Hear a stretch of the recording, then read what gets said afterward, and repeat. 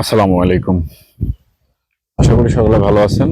আজকে দেখাচ্ছি আমাদের এই হলো মালচিং দিয়ে আমরা টমেটো চাষ করেছি। একটা হলো নেট শিটের ভিতরে মালচিং দিয়ে মোটামুটি এখানে প্রায় 400 গাছের মতন আছে। 3টা বেড করেছি।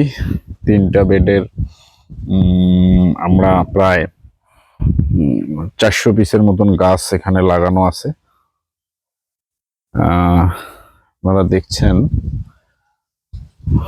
পুরা এটার সাইজ মোটামুটি অনেক বড়। এগুলো টমেটো আজকে 7 দিন হয়েছে লাগানো।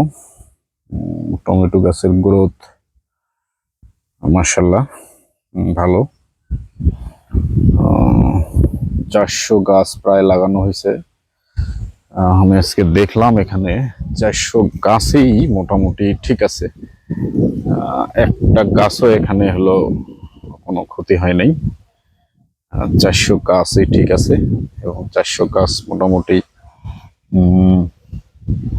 ভালো, খারাপ না। গাছের গ্রোথ মোটামুটি ভালো।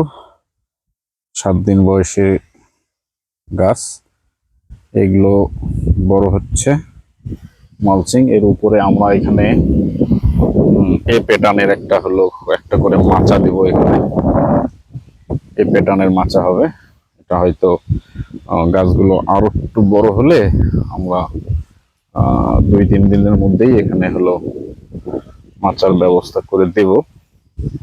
গাছগুলো আর একটু বড় হোক, আর একটু বড় হলেই ইনশাল্লাহ মাচাগুলোর ব্যবস্থা হবে। ভালো, চমৎকার হয়েছে। আমি এই প্রথম আর কি মালচিং দিয়ে টমেটো করেছি। আবার মালচিং ছাড়াও টমেটো আছে অন্য জায়গায়, ওটা দেখাবো আর একটা ভিডিওতে। মালচিং দিয়ে এই প্রথম, এবং নেট শিট দিয়ে উপরে একটা নেট শিট দিয়েই এখানে টমেটোটা উঠে গেলে ইনশাল্লাহ আমরা চেষ্টা করব পরের ফসলটা ক্যাপসিকাম করার জন্য। মূলত এটা ক্যাপসিকাম করার জন্যই আসলে এই নেট শিটটা করা।